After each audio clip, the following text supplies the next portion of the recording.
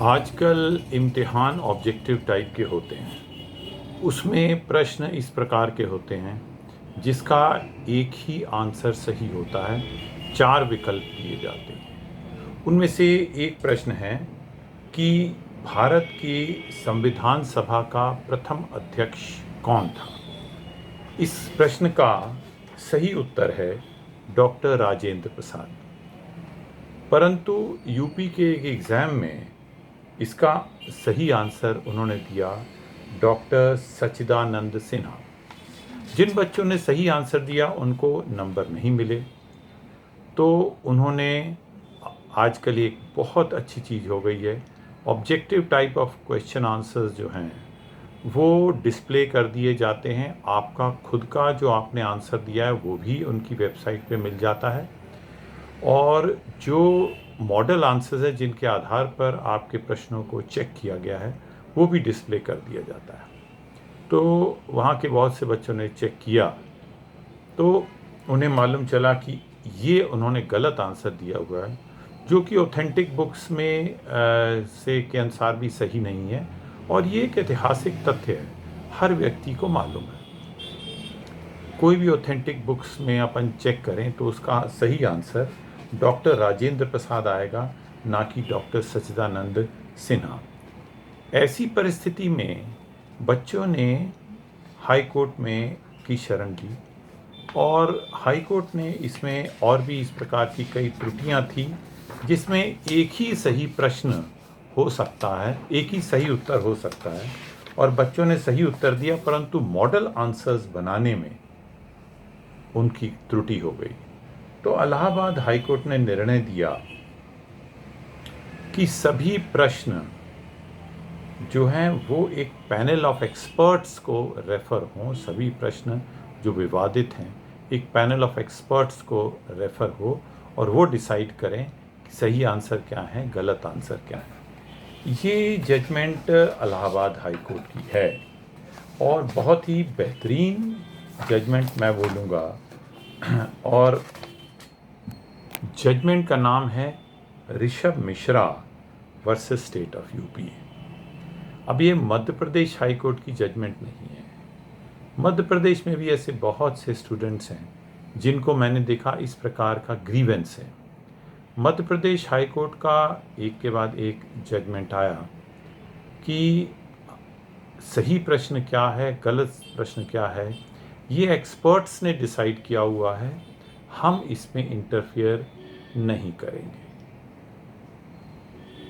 तो जब MP high court का ये डिसीजन है तो मध्य प्रदेश के जो छात्र हैं उनको कैसे लाभ प्राप्त हो।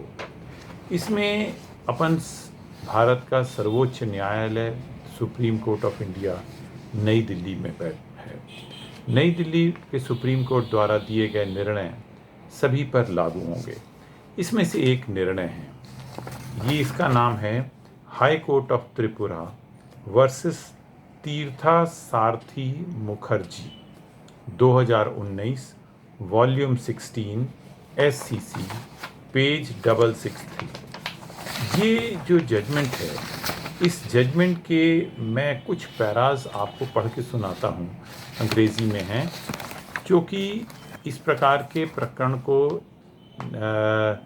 बनाने में मेरे युवा अधिवक्ताओं के बहुत काम आएंगे, और या फिर जो छात्र भी इस प्रकार लाभान्वित होना चाहते हैं वो भी सुन लें। ये जो जजमेंट मैंने आपको बोली, इस जजमेंट का नाम high court of Tripura versus Tirtha Sarathi Mukherjee.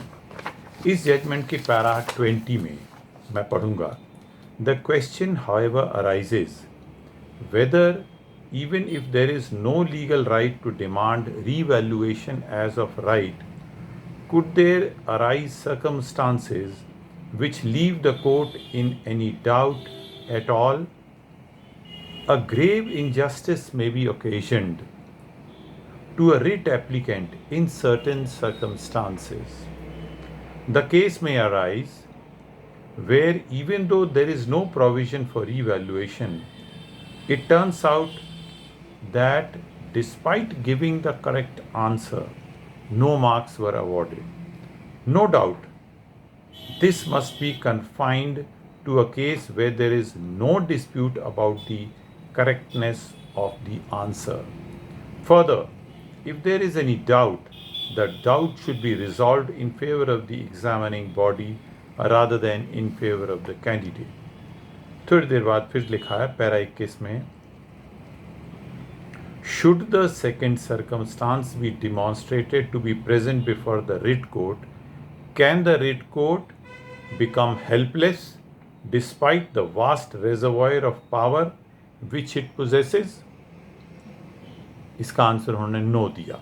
It is one thing to say that the absence of provision for evaluation will not enable the candidate to claim the right of evaluation as a matter of right, and another to say that in no circumstances whatsoever there is no provision for evaluation. Will the writ court exercise its undoubted constitutional powers? We reiterate that the situation can only be rare and exceptional. अब देखिए, इसी प्रकार मतलब मेरे को ये लगता है कि ये high court of Tripura versus तीर्था सारथी मुखर्जी वाले केस में सुप्रीम कोर्ट ने ऐसी परिस्थितियों को डील विद करने के लिए स्कोप छोड़ा है इन वाक्यों द्वारा कि अगर ऐसी परिस्थितियां आएँ कि आंसर एक ही सही है और वो सारी ऑथेंटिक बुक में के अनुसार भी ऑथेंटिकेटेड है, अथॉरिटेटिव बुक द्वारा ऑथेंटिकेटेड है, तो ऐसा तो नहीं कि हाई कोर्ट सुप्रीम कोर्ट अपना व्यू बताएगा एक्सपर्ट के ऊपर, पर high court can definitely refer the matter to a body of experts कि भैया ये लग रहा है हिंदुस्तान आज़ाद कब हुआ, 15 अगस्त 1947, अगर इसकी तारीख गलत हुई किसी मॉडल आंसर में तब तो इंटरफेयर करने की बनती है ना. इस प्रकार के कुछ अविवादित और बहुत ही स्पष्ट तथ्य हैं जो ऑथेंटिक अथॉरिटेटिव बुक्स में डिस्प्यूटेड नहीं है. उसमें भी अगर मॉडल आंसर गलत हो जाए तो अदालतें एकदम निहत्थी नहीं होंगी, पावरलेस नहीं होंगी. दी कोर्ट्स कैन डेफिनेटली इंटरफियर. एक और जजमेंट है जिसको अक्सर एग्जामिनर के पक्ष में, एजेंसी के पक्ष में कोट किया जाता है, परंतु इसी जजमेंट का मैं एक पैरा आपको पढ़ के सुनाता हूँ जो छात्रों के पक्ष में है. इस जजमेंट की साइटेशन है run Vijay Singh versus state of UP 2018 volume 2 SCC page 357. अब ये देखिए, रन विजय सिंह का भी मैं आपको एक पैरा पढ़ के सुनाता हूँ. Para 18.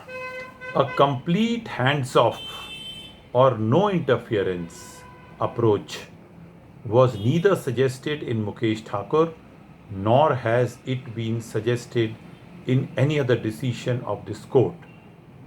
The case law developed over the years admits of interference in the results of an examination, but in rare and exceptional situations and to a very limited extent. इस जजमेंट ने एक और judgement का हवाला दिया है. उस judgement का नाम है कानपुर यूनिवर्सिटी वर्सेस समीर गुप्ता. वो जजमेंट और पुरानी है, 1983 वॉल्यूम 4 SCC पेज 309. इस जजमेंट के पैरा 16 से इस प्रकार के युवा अधिवक्ता और छात्र लाभान्वित हो सकते हैं. इसमें लिखा है para 16,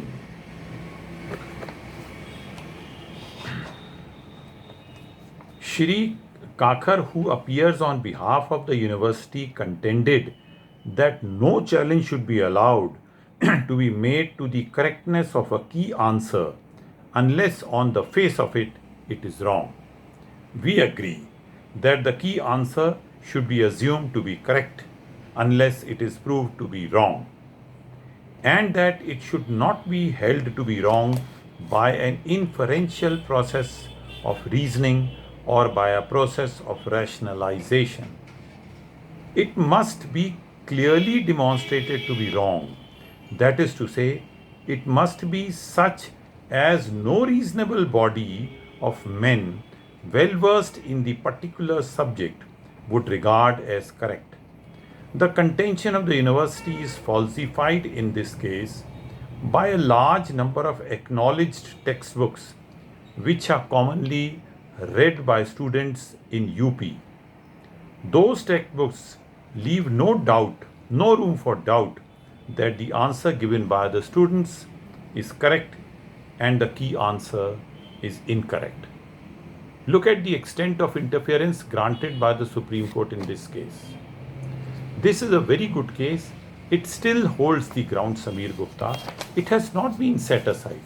Now, what happened? I studied all these cases and I argued a case before the High Court very recently.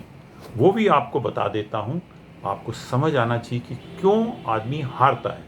That is WP 9246/2020. ये मैंने 24/7/2020 को बहस किया और चीफ जस्टिस साहब ने और ऑनरेबल जस्टिस श्री शुक्ला ने मेरे को अपना ओपिनियन बता दिया कि they are not going to entertain me and they will dismiss my contention. इससे बहुत सी बातें हैं. देखिए, हर केस तथ्यों पर भिन्न होता है. मैं ये केस हार गया हूँ, परंतु इससे भी मैं कुछ लाभान्वित हूँ कि मैं हारा क्यों.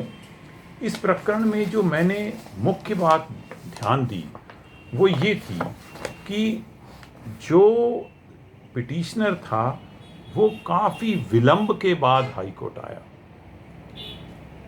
जब इम्तिहान होता है उस इम्तिहान के विदिन 1 वीक डिस्प्ले हो जाता है आपका ऑफिशियल वेबसाइट ऑफ MPPSC या जहाँ भी, उसमें रिज़ल्ट्स डिस्प्ले हो जाते हैं और वो रिज़ल्ट्स देखकर आपको 1 हफ्ते के अंदर रिप्रेजेंटेशन देना होता है. बच्चे या प्रतियोगी रिप्रेजेंटेशन दे के घर बैठ जाते हैं कि भैया हमने रिप्रेजेंटेशन दे दिया. नहीं, 1 हफ्ते 10 दिन 15 दिन और रुकिए, 20 दिन रुकिए, फिर तुरंत हाई कोर्ट आइए और हाई कोर्ट में सारे के सारे जो मॉडल आंसर्स हैं वो निकाल कर पेश करिए. मुझे पूरा विश्वास है कि अगर शायद इस केस में त्वरित रूप से ये याचिकाकर्ता हाई कोर्ट आता तो शायद इसका रिज़ल्ट कुछ और होता. इसलिए मैंने, क्योंकि इतना अध्ययन किया है, इसलिए मैं चाहता हूँ इससे सब लाभान्वित हों. इसीलिए मैंने ये वीडियो बनाया है. All the best young man, great.